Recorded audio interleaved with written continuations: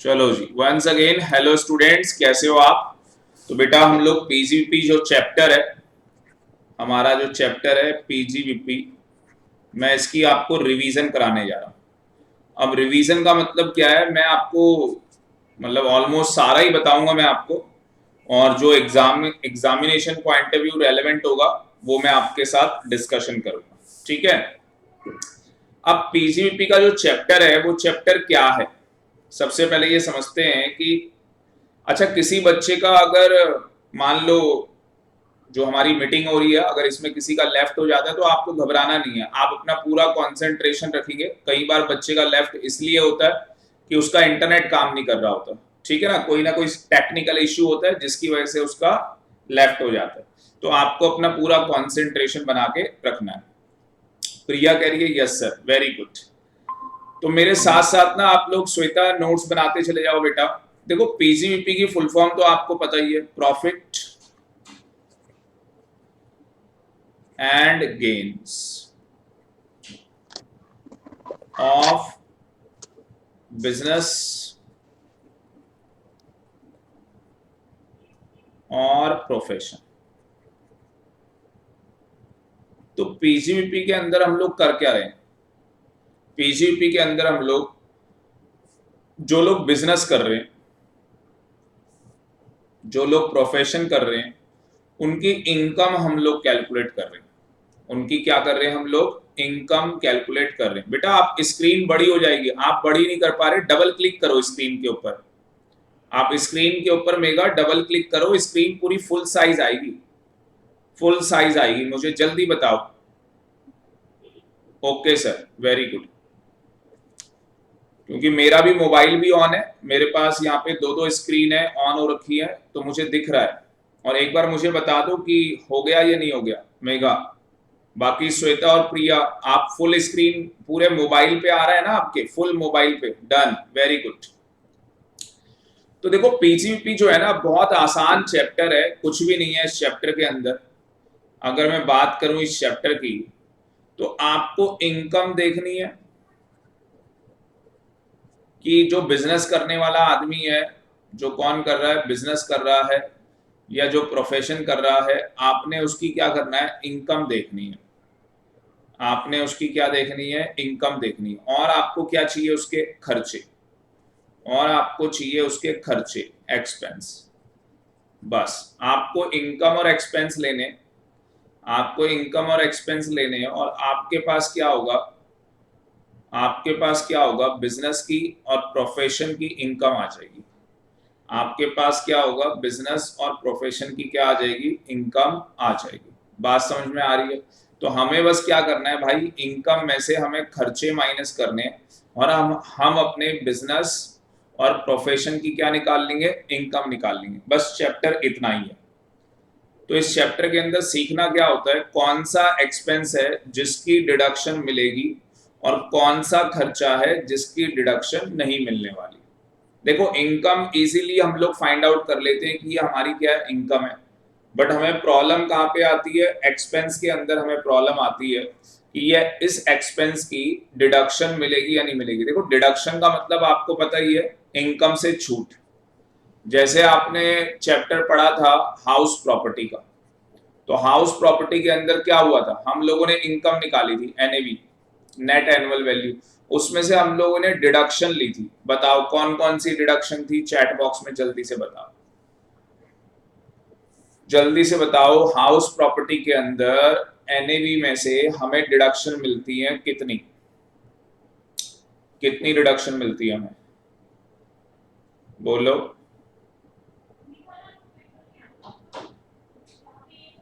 Mic में आप बोलोगे आवाज नहीं आएगी, चैट बॉक्स में लिख के बताओ, चैट बॉक्स में लिख के बताओ कितनी डिडक्शन मिलती है। चैट बॉक्स में बताओ कितनी डिडक्शन मिलती है हाउस प्रॉपर्टी के अंदर। मेगा, बोलो बेटा। श्वेता, प्रिया, बोलो कितनी रिडक्शन मिलती है बेटा हमें। आ नहीं रहा क्या, डंप हो गए हो, क्या बात है भाई। सर रिवाइज नहीं किया क्या यार, ऐसे काम थोड़ी ना चलेगा। दो डिडक्शन में बताई थी, एक 30% एनएवी, तुम्हें दोबारा क्लास ज्वाइन करनी होगी यार। 30% एनएवी ये तो मैंने पढ़ा दिया और तुम भूल गए, फायदा क्या हुआ ये पढ़ने का। चलो ये अच्छा है कि आपने बता दिया। और इंटरेस्ट ऑन बोरोड कैपिटल भूल गए। फिर हमारी इनकम फ्रॉम हाउस प्रॉपर्टी आ जाती थी। घर पे बैठ के मुझे लग रहा है मेगा सही कह रही है, कोई पढ़ाई नहीं किया आपने। इसलिए ना रेगुलर क्लासेस ही बहुत ज्यादा जरूरी है। बच्चा खुद से कुछ नहीं पढ़ता है, रिकॉर्डिंग का कोई बेनिफिट नहीं है, मेहनत नहीं करते हैं बच्चे। याद आ गया, ये दो डिडक्शन मिलती है। मेगा को आता था? प्रिया बताओ बेटा, ईमानदारी से बताओ, आता है अच्छी बात है, नहीं आता क्या कर सकते हैं बस। यस सर रिवाइज हो गया। चलो प्रिया, प्रिया बोलो बेटा। Yes sir. तो देखो बेटा यहाँ पे बस कहानी यही है, इनकम में से क्या करना है, डिडक्शन माइनस करनी है। इनकम में से क्या माइनस करनी है, डिडक्शन। अब या तो डिडक्शन माइनस होगी और या तो डिडक्शन माइनस नहीं होने वाली। ठीक है, तो इतना सही चैप्टर है जो मुझे आपको सिखाना है। इसके अलावा इसके अंदर चैप्टर में कुछ नहीं है। तो स्टार्ट करते हैं चैप्टर को, थोड़ा ध्यान देना आप। तो अगर मैं यहाँ पे खर्चे की बात करूं, मेरे साथ साथ ना नोट्स भी बना लेना, मेरे साथ साथ आप नोट्स भी बना लेना। एक मिनट रुक जाओ, एक बुक निकाल लेता हूं मैं। कैलकुलेटर हो आपके पास तो कैलकुलेटर भी रख लो, कैलकुलेटर की भी जरूरत पड़ेगी।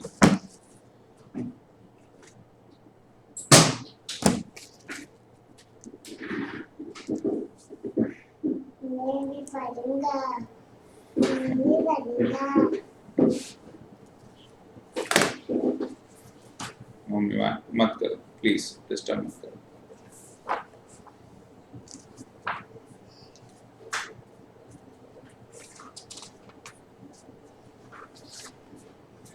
तो हमारे पास यहाँ पे क्या किया, जो लॉ मेकर है उसने हमारे पास क्या कर रखा, लिखना स्टार्ट करना मेरे साथ साथ। एक बार चैट बॉक्स में बता दो लिखना स्टार्ट कर रहे हो या नहीं।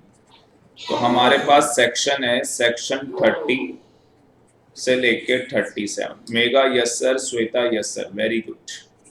तो सेक्शन बेटा 30 से लेके 37 तक हमारे पास सेक्शन है। और इन सेक्शन के अंदर लिखा है प्रिया, expense, expense which are very good Priya, very good, expense which are allowed as a deduction, expense which are allowed as a deduction।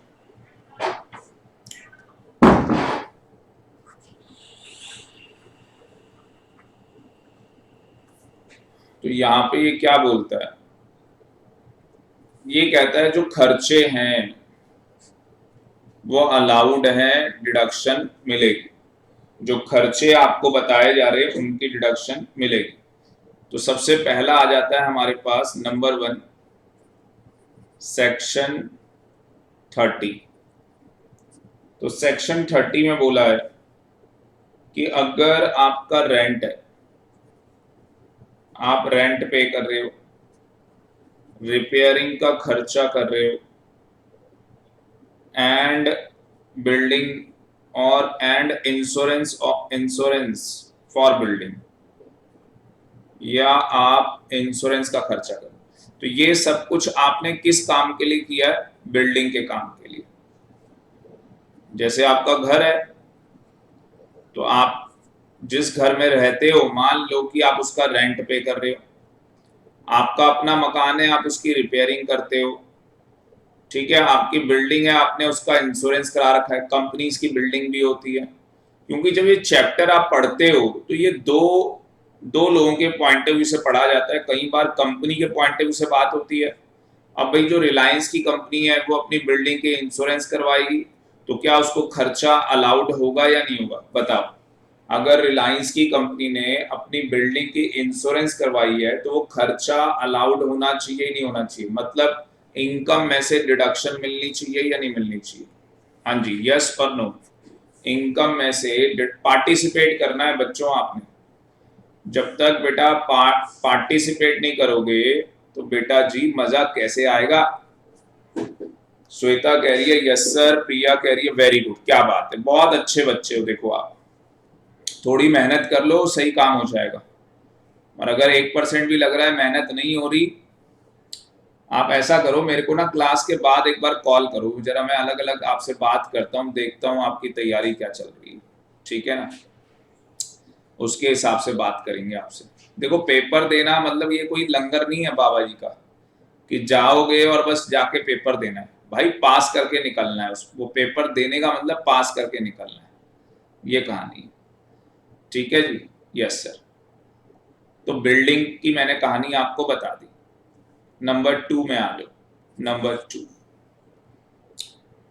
Number 2 आ गया हमारे पास सेक्शन 30 के बाद क्या आएगा, 31। 31 क्या बोलता है, देखो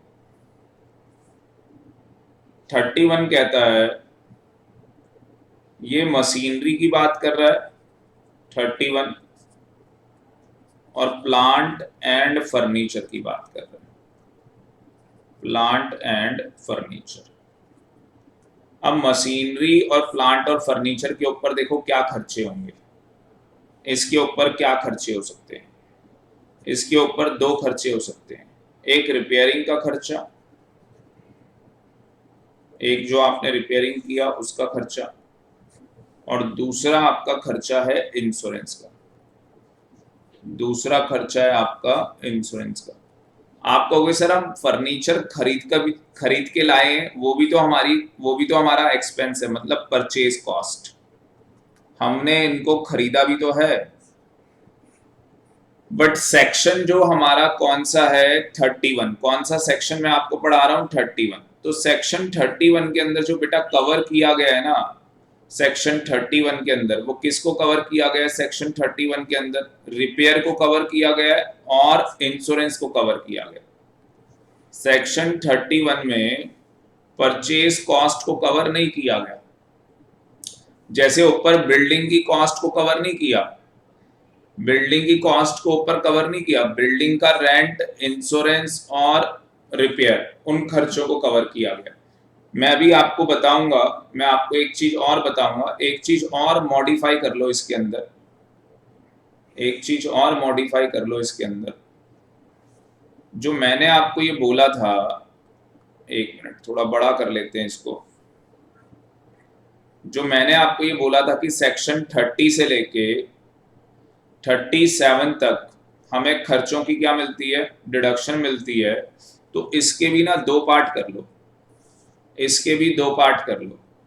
और इसके दो पार्ट क्या है, एक कहानी है सेक्शन 30 से लेके 36 की, और एक कहानी है 37 की। बात समझ में आ रही है? जो सेक्शन 30 है, 30 से लेके 36, यहाँ पे खर्चों के नाम बताए हुए, name of expense, name of expense is given. तो खर्चे का नाम यहाँ पे आपको बता रखा है। और 37 क्या है बेटा, 37 क्या है, जर्नल डिडक्शन। जर्नल डिडक्शन का मतलब कि जो खर्चा 30 से लेके 36 में कवर नहीं है, वो खर्चा कहाँ पे कवर होगा, 37 के अंदर कवर होगा। तो कहानी समझ में आ गई। इसका मतलब जो खर्चे की बात कर रहे हैं हम, तो खर्चों में हम दो तरीके से बात कर रहे हैं, 30 से 36 और 37 को अलग। जो 30 से 36 है उसमें हमें एक्सपेंस का नाम बताया हुआ है, और 37 के अंदर एक्सपेंस का नाम नहीं बता रखा। इसका मतलब कि जो परचेज कॉस्ट है वो कौन से सेक्शन में हमें डिडक्शन मिलती होगी, परचेज कॉस्ट की हमें सेक्शन 37 में डिडक्शन मिलती है। बात समझ में आ रही है या नहीं, अब बताओ चैट बॉक्स के अंदर, ईमानदारी से बताओ समझ में आ रहा है या नहीं आ रहा। तो मेगा कह रही है यस सर, वेरी गुड, बहुत बढ़िया श्वेता। यस सर, बहुत बढ़िया बेटा। अगला टॉपिक आ जाता है, आगे चलूं Priya? Priya, shall we move?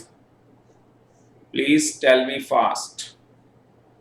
हाँ जी, यस सर, वेरी गुड। देखो बेटा, आगे दो सेक्शन कर लिए, अगला सेक्शन आ गया 32। नेक्स्ट सेक्शन आ गया 32। 32 किससे रिलेटेड है बेटा? डेप्रीसिएशन। जो अकाउंट्स में आप डेप्रीसिएशन लगाते हैं ना, उसको भूल जाओ। जो अकाउंट्स के अंदर आप लोग डेप्रीसिएशन लगाते हैं उसको भूल जाओ। यहाँ पे कुछ कहानी अलग है डेप्रीसिएशन की, ठीक है? सबसे पहले तो मैं आपको बताता हूं कि दो बातें हैं। एक तरफ क्या है, मेथड है डेप्रीसिएशन के, जिनके नाम आपने सुने होंगे अकाउंट्स के अंदर। मेथड क्या है? Straight line method, written down value method. तो ये हमारे डेप्रीसिएशन चार्ज करने के क्या है, मेथड है।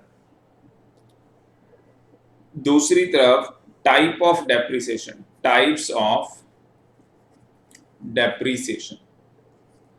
तो टैक्स के अंदर तीन टाइप्स के डेप्रीसिएशन होते हैं। जो हमारा टैक्स है इसके अंदर कितने टाइप्स के डेप्रीसिएशन होते हैं? टोटल तीन टाइप्स के डेप्रीसिएशन होते हैं। पहला अगर मैं बात करूं तो नॉर्मल डेप्रीसिएशन है।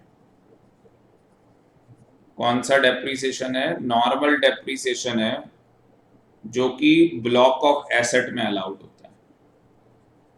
तो अभी आपको बताएंगे ब्लॉक ऑफ एसेट क्या होता है, ठीक है ना? वो ब्लॉक ऑफ एसेट पे अलाउड होता है। उसके बाद नॉर्मल के बाद आता है बेटा एडिशनल डेप्रीसिएशन। नॉर्मल के बाद क्या आता है? Additional depreciation.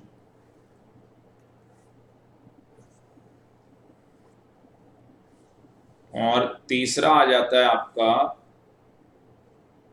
Normal asset wise depreciation. Normal asset wise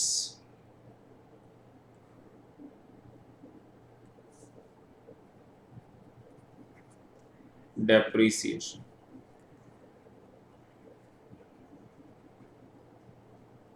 ये जो नॉर्मल एसेट वाइज डेप्रीसिएशन है, ये बिजली कंपनियां चार्ज करती हैं।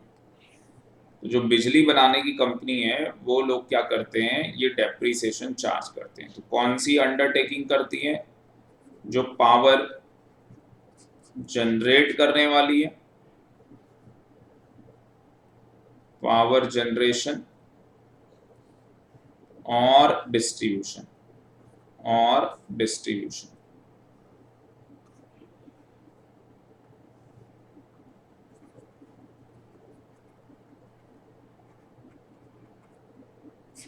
तो दो कंपनी। क्या समझ में आया? डेप्रीसिएशन की कहानी क्या समझ में आ गई आपको? कि सर डेप्रीसिएशन चार्ज करने के जो मेथड है वो दो मेथड हैं।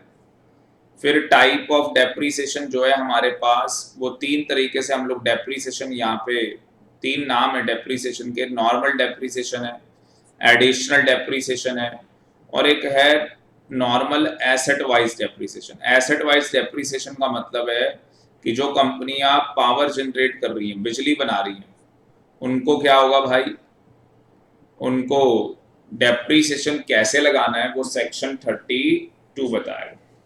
कौन बताएगा? सेक्शन 32 बताएगा किस तरीके से डेप्रीसिएशन लगाया जाएगा। अब मेरी बात को ध्यान से सुनना। हमारे इनकम टैक्स में जो डेप्रीसिएशन लगना है वो किसके ऊपर लगेगा? ब्लॉक ऑफ एसेट के ऊपर। किसके ऊपर डेप्रीसिएशन लगेगा बेटा? ब्लॉक ऑफ एसेट के ऊपर। बोलो चैट बॉक्स में, बोलो जो डेप्रीसिएशन लगना है वो किस बेस पे लगना है? ब्लॉक ऑफ, चार्ट बना लो, ब्लॉक ऑफ, चैट बॉक्स में लिख के भेजो, ब्लॉक ऑफ एसेट्स के ऊपर। तो हमें एसेट्स का क्या बनाना पड़ेगा श्वेता? वेरी गुड, ब्लॉक बनाना पड़ेगा बेटा। तो ये देखो ब्लॉक कैसे बनाते हैं, ब्लॉक कैसे बनाते हैं प्रिया? दो ब्लॉक होते हैं बेटा, टेंजिबल एसेट का अलग ब्लॉक होता है, और दूसरी तरफ मैं बात करूं इनटेंजिबल एसेट, इनटेंजिबल एसेट का अलग ब्लॉक होता है। जो टेंजिबल एसेट होती है इसके अंदर अगर मैं बात करूं, नंबर 1 बिल्डिंग, यहां पे बिल्डिंग आ जाएगी। नंबर 2 फर्नीचर आ जाएगा and fittings. Number 3 machinery and plant. लिखते रहो।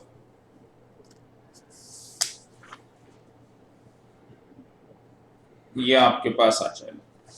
ठीक, मतलब कि मोटा मोटा 3 पार्ट के अंदर इसको डिवाइड कर रखा है। अब अगर मैं बिल्डिंग की बात करूं तो बेटा बिल्डिंग में 3 ब्लॉक बनाए गए।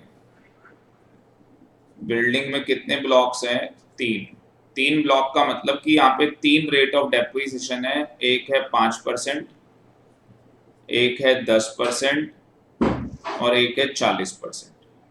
तो ब्लॉक का मतलब क्या हो गया कि अलग अलग रेट ऑफ क्या है? डेप्रिसिएशन है।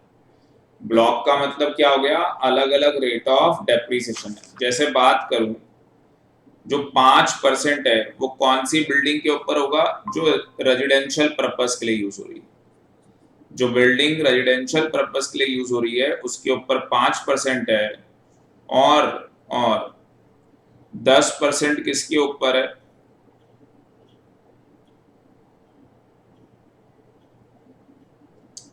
10% किसके ऊपर है? जिसके ऊपर 5% का रेट नहीं लग रहा और 40% वाला भी रेट नहीं लग रहा।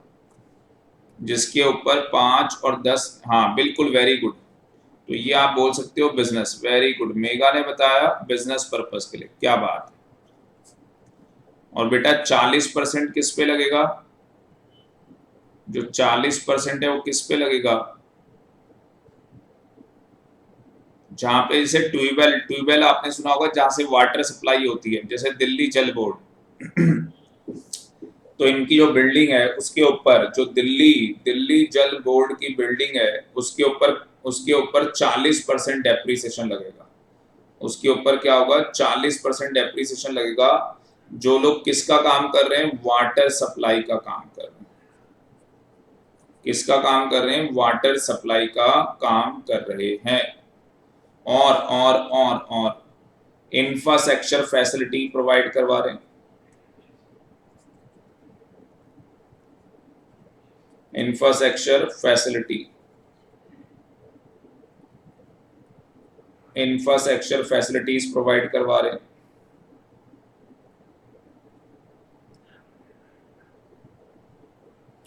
ठीक है ना?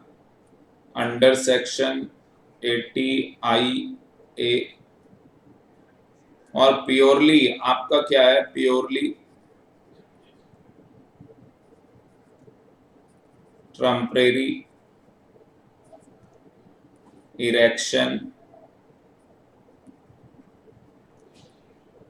such as wooden structure, wooden structures। तो ये क्या कह रहा है स्टूडेंट? 40% किसके ऊपर लगाना है आपको? जो आपको 40% लगाना है डेप्रिसिएशन, जिनका पानी सप्लाई का काम है, इंफ्रास्ट्रक्चर फैसिलिटी है, या किसी ने वो जो बनाया है, वो स्ट्रक्चर जो बनाया है वो टेम्परेरी पर्पस के लिए बनाया है। किसी ने जो स्ट्रक्चर बनाया है वो किस पर्पस के लिए बनाया है? टेम्परेरी पर्पस के लिए वो स्ट्रक्चर बनाया है, वुडन स्ट्रक्चर है। ठीक है जी। तो कई लोग क्या करते हैं? लकड़ी का तंबू गाड़ देते हैं। तो भाई साहब आपने देखा होगा, जैसे गोवा में हम लोग घूमने जाते हैं तो टेम्परेरी पर्पस के लिए क्या है, वो वुडन के रिजॉर्ट बना देते हैं। तो उसके ऊपर कितना डेप्रिसिएशन चार्ज होगा? बोलो 40%। कितना डेप्रिसिएशन चार्ज होगा बेटा? 40%। तो वो वुडन के क्या है, शेड बना देते हैं। आपने देखे होंगे, देखे हैं? वुडन शेड देखें, यस, मेगा कह रही है 40%, वेरी गुड, बहुत बढ़िया बेटा, वेरी वेरी गुड। ऐसे ही श्वेता फर्नीचर और फिटिंग का है, देखा है, वेरी गुड। ऐसी बेटा फर्नीचर और फिटिंग का भी है, फर्नीचर और फिटिंग के अंदर एक ही ब्लॉक है, इसके अंदर एक ही ब्लॉक है, देखो कितनी अच्छी बात होगी। तो फर्नीचर फिटिंग आ जाए, 10% डेप्रीसिएशन लगा देना। कितना डेप्रीसिएशन लगाना? 10%। उसके बाद आ गया मशीनरी एंड प्लांट, बेटा इसमें 5 ब्लॉक है। कितने ब्लॉक है यहाँ पे? 5। क्या क्या ब्लॉक है भाई? 15%, 20, 30, 40 और 45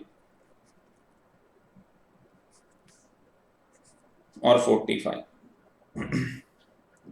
जो आपकी इंटेंजिबल एसेट है, मेरे पास स्पेस नहीं है, मैं यहीं पे बता रहा हूं, उसमें एक ही ब्लॉक है। मतलब कि अगर क्वेश्चन में लिखा हो कि इंटेंजिबल एसेट के ऊपर डेप्रीसिएशन लगाना है, आंखें बंद करके 25% लगा देना। आंखें बंद करके कितना डेप्रीसिएशन लगेगा इंटेंजिबल एसेट के ऊपर? 25%। कितना लगेगा चैट बॉक्स में बता दो, चैट बॉक्स में बताओ एक बार।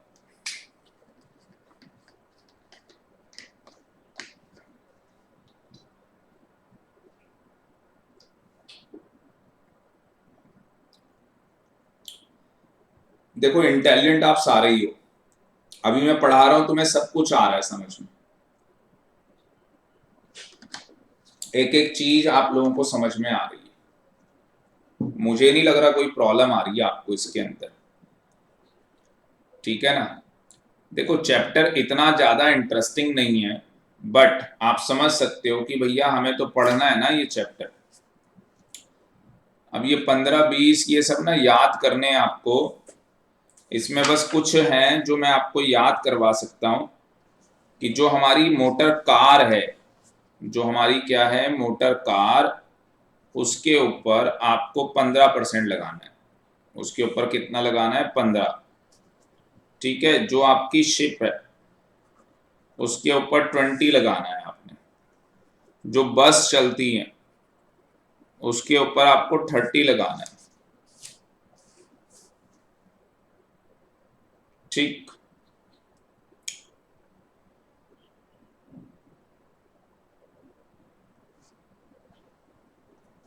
और ये जो 45 है ना, जो भी आपकी बस है, बसेस चल रही हैं या आपकी टैक्सी चल रही है, ठीक है, टैक्सी आपकी चल रही हैं, वो किस पे चल रही हैं? ये आपकी हायर पे चल रही है, रेंट पे चल रही है, तो 45% लगाना है। तो कितना लगाना है? 45% आपको डेप्रीसिएशन लगाना है। अगर ये मशीन यूज बाय बिजनेसमैन, अब एक बिजनेसमैन है जिसका काम ही टूर एंड ट्रेवल्स का है और वो बिजनेसमैन वो बसें यूज कर रहा है, तो 30% डेप्रीसिएशन लगेगा। एक बंदा है जिसका काम तो है पर उसने ये बिजनेस, मतलब ये जो टैक्सी है, ये जो बसेस हैं, ये किस में ले रखी है? रेंट पे। तो रेंट पे ली है तो उसको 45% होगा। और ये जो ये कौन आ गया भाई? जो 15% में नहीं आ रहा, 20 में नहीं आ रहा, 30 में नहीं आ रहा, 45 में नहीं आ रहा, उसके ऊपर क्या लगेगा? 40%। तो आप याद कर लो इजीली कि कार के ऊपर 15% लगेगा, शिप के ऊपर 20 लगेगा, बस के ऊपर 30 है, अगर वो बस या टैक्सी रेंट पे ले रखी है तो उसके ऊपर 45% हमें डेप्रीसिएशन लगाना है। समझ में आ गया ये भी? बताओ जी मेरे को।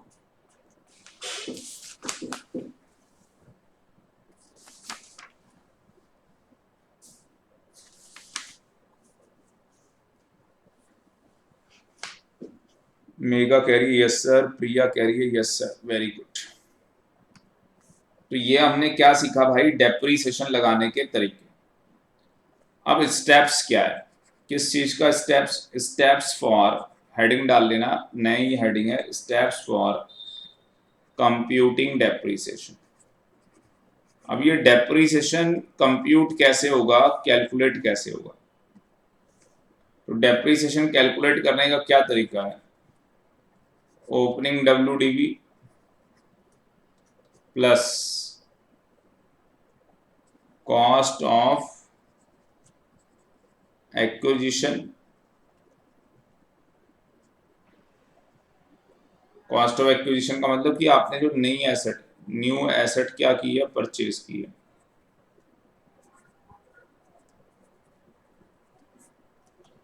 जो आपने नई एसेट परचेज की है, माइनस में स्क्रैप वैल्यू,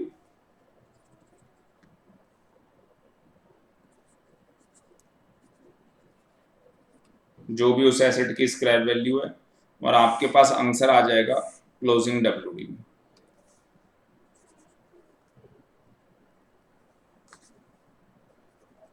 तो ये बस इतना आसान है, आपके पास आंसर में आ जाएगी जी क्लोजिंग WDV। तो मुझे बताओ डेप्रीसिएशन निकालने का फॉर्मेट आ गया आपके पास, पता लग गया डेप्रीसिएशन कैसे निकालना है।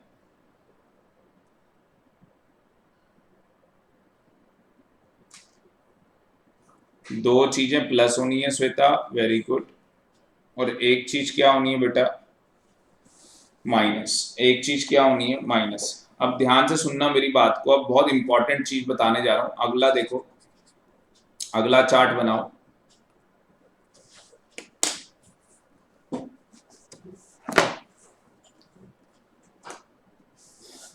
अगला chart,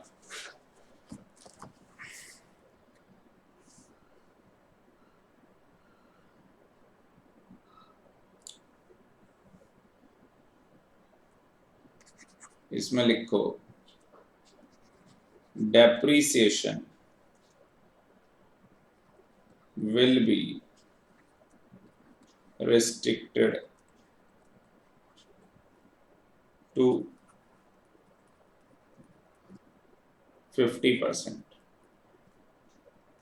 of the normal depreciation.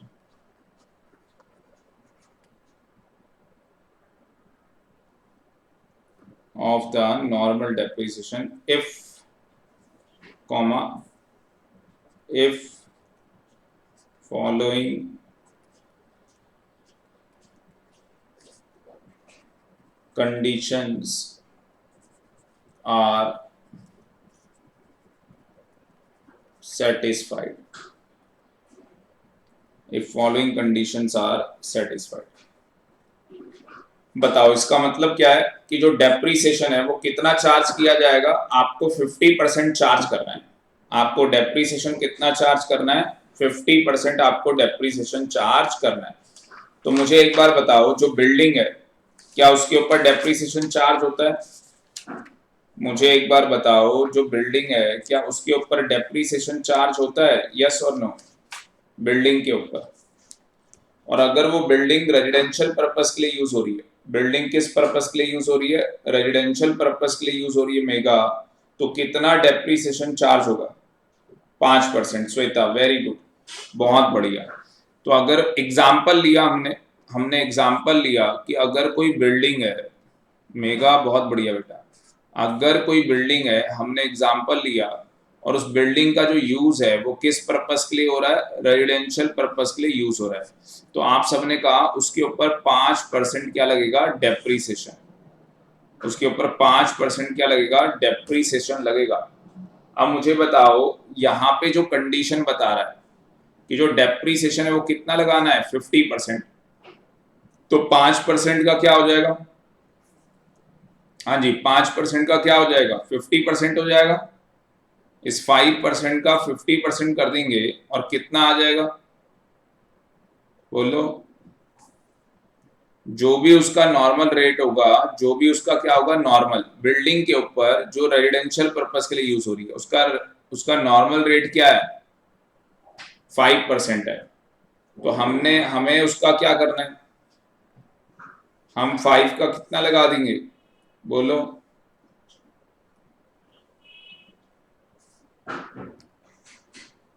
2.5%।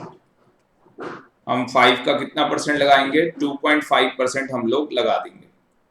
ठीक है, कोई डाउट है यहां तक?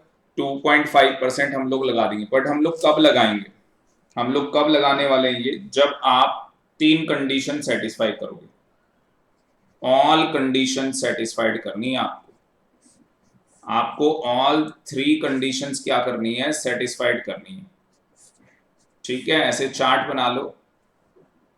पहली कंडीशन क्या है बेटा? Asset is acquired during the previous year. जो आपकी एसेट है जिसके ऊपर आपने डेप्रिसिएशन लगाना चाहते हो, ये एसेट आपने परचेज की हो, ये एसेट आपने परचेज की हो कब? During the previous year. ये जो आपने एसेट खरीदी हो, ये कब खरीदी हो? ड्यूरिंग द प्रीवियस ईयर, जिस साल आप अपनी इनकम टैक्सेबल करवा रहे हैं।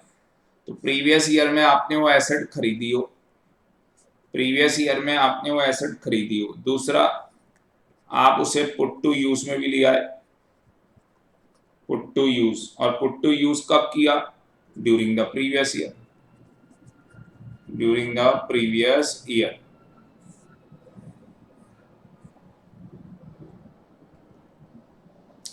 तो आपने एक एसेट को क्या किया भाई? खरीदा, और खरीदने के बाद आपने उस एसेट को उसी साल क्या करना स्टार्ट कर दिया? यूज करना, पुट टू यूज करना स्टार्ट कर दिया। और लास्ट क्या है कि जो वो एसेट है, वो asset used for period of 180 days, asset used for a period of 180 days. तो उस एसेट का जो यूज है वो कितना होना चाहिए? ड्यूरिंग द प्रीवियस ईयर, उस साल के अंदर, उस पिछले साल के अंदर उस एसेट का यूज जो है वो 180 डेज होना चाहिए। बताओ जी, इतना समझ में आया या नहीं आया?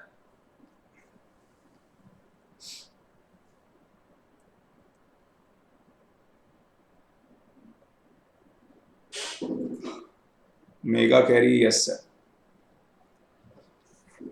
Very good. अब मैं कुछ एग्जांपल्स, ये डेप्रिसिएशन बहुत इंपॉर्टेंट है, इसलिए प्रिया डन, इसलिए बेटा मैं इसके कुछ एग्जांपल आपके साथ शेयर करने जा रहा हूं। आपको बताना है रेट ऑफ डेप्रिसिएशन क्या लगेगा। ठीक है, एग्जाम्पल 1 कह रहा है एक न्यू मशीन है, एक नई मशीन है जो हमने खरीदी है, इसके ऊपर डेप्रिसिएशन कितना होगा?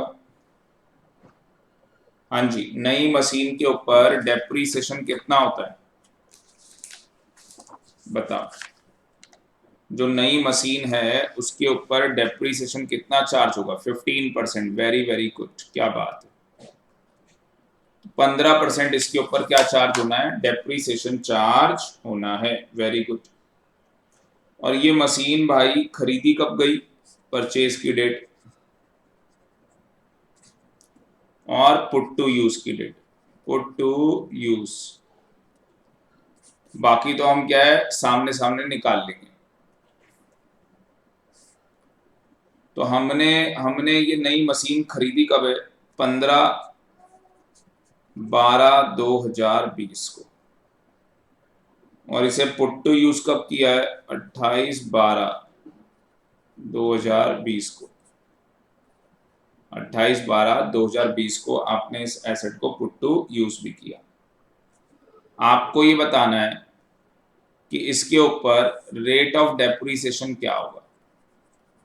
आपको रेट ऑफ डेप्रिसिएशन बताना है, इस मशीन का रेट ऑफ डेप्रिसिएशन क्या होगा? बताओ जी। सबसे पहले कंडीशन चेक करो, कंडीशन क्या थी मुझे बताओ, कौन से ईयर की बात कर रहा है ये प्रीवियस ईयर 2021 की बात कर रहा है। तो स्टार्ट कहां से होगा? ये 1/4/20, 31/3/2021।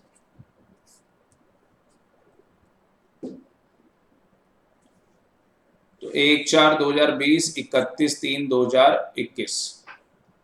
हमने एसेट कब खरीदी? During the previous year. पहली कंडीशन थी जो एसेट आपने खरीदी हो वो during the previous year acquire की। तो मैंने ये एसेट कब खरीदी है? प्रीवियस ईयर में। Condition satisfied.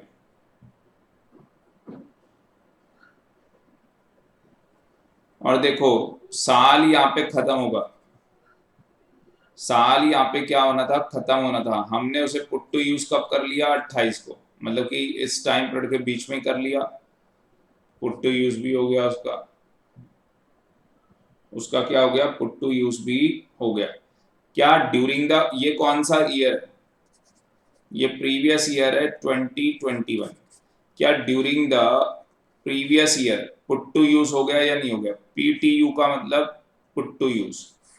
क्या ड्यूरिंग द, मेगा करी यस, वेरी गुड। तो ड्यूरिंग द प्रीवियस ईयर ये पुट टू यूज में भी आ गई। अब टाइम पीरियड चेक करो, it has been used for a period of less than 180 days.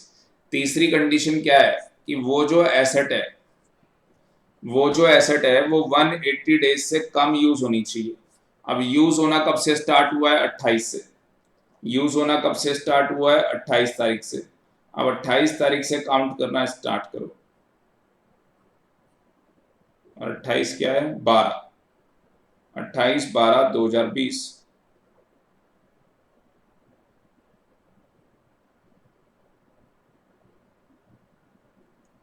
28/12/2020।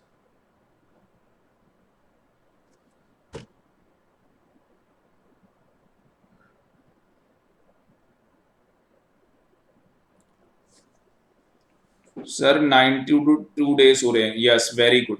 तो यहाँ पे जो पुट टू यूज आ रहा है वो 92 डेज आ रहा है। वेरी गुड, वेरी गुड प्रिया, वेरी गुड।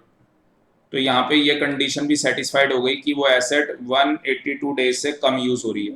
तो उस केस के अंदर जो यहाँ पे रेट है वो कितना रेट है? 15% का रेट। वेरी गुड प्रिया। तो 7.5% क्या हो जाएगा? 7.5% क्या हो जाएगा? डेप्रीसिएशन चार्ज किया जाएगा। यार इतने इंटेलिजेंट बच्चे हो, मैं तो पहले ही पता था आप इतने इंटेलिजेंट हो। कितना सही जवाब दे रहे हो। चलो अभी बात करूंगा तुम लोगों से, कुछ बताता हूं तुम्हें। दूसरा एग्जाम्पल क्या है बेटा? आपने एक न्यू मशीन खरीदी है, आपने एक नई मशीन परचेज की है 15/4/2020 को, और इसे पुट टू यूज किया आपने बिजनेस में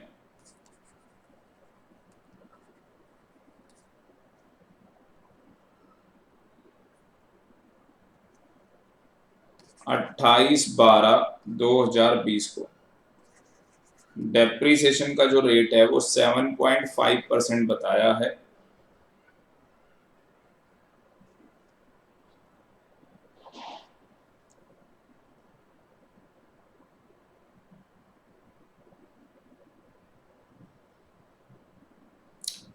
नहीं, मैंने क्यों बता दिया आपको? मैंने नहीं बताना था कि आपको डेप्रीसिएशन का ये रेट है। आपको बताना है, आपको बताना है कि डेप्रीसिएशन का क्या रेट लगेगा। मशीनरी है और क्वेश्चन अगर साइलेंट हो तो यहाँ पे जो रेट लिया जाता है वो 15% नॉर्मल रेट लिया जाता है। तो नॉर्मल रेट कितना हो गया? 15% हो गया। ये हमने एज्यूम कर लिया, ये हमने मान लिया। प्रिया, वेरी गुड बेटा। तो पुट टू यूज कब हुआ? 28/12। क्या मुझे ये बताओ 28/12 को पुट टू यूज हुआ है, क्या लेस देन 180 डेज है? क्या यहाँ पे जो पुट टू यूज हुआ है क्या वो लेस देन 180 डेज है? Answer is yes. सारी condition, very good, all condition मेगा, बहुत बढ़िया। सारी कंडीशन सेटिस्फाइड हो रही हैं। जो नॉर्मल रेट है बेटा वो 15% है। तो हम कितना डेप्रीसिएशन यहाँ पे चार्ज करेंगे? नॉर्मल 15 है तो हम कितना डेप्रीसिएशन चार्ज करेंगे? हम चार्ज करेंगे 7.5%। हम लोग, वेरी गुड, बहुत बढ़िया प्रिया, मेगा, बहुत बढ़िया बेटा। तो हम लोग 7.5% क्या करेंगे? डेप्रीसिएशन चार्ज करेंगे। बस एक लास्ट थर्ड एग्जांपल। मान लो कि ये मशीन हमने खरीदी, परचेज की थी 20/3/2020 को, और पुट टू यूज किया था हमने इसका 28/12/2020 को, और एसेट हमारी कौन सी है बेटा, मशीन। मशीन का आपको ऐसे रेट ऑफ डेप्रिसिएशन पता है 15%, बट मैं आप लोगों से जानना चाहता हूँ इसके ऊपर कितना डेप्रिसिएशन चार्ज होगा, 15% होगा या 15 का 50% किया जाएगा। क्या बात है यार, सब ने बता दिया, सही है। तो यहाँ पे कंडीशन सेटिस्फाइड नहीं हो रही, क्योंकि यहाँ पे परचेज जो किया है ना बेटा वो 1920 के अंदर किया है, ये आपका प्रीवियस ईयर, तो परचेज 1920 के अंदर है, परचेज 1920 के अंदर है, और put to use next year है, तो हमें इस साल पूरा डेप्रिसिएशन मिल जाएगा। इस साल क्या होगा, पूरा डेप्रिसिएशन मिल जाएगा, कितना भाई, 15%, जो इसका नॉर्मल रेट है, जो इसका क्या रेट है, नॉर्मल रेट है। ठीक है जी, इतना समझ में आ गया या नहीं आ गया, मुझे एक बार बता दो ईमानदारी से।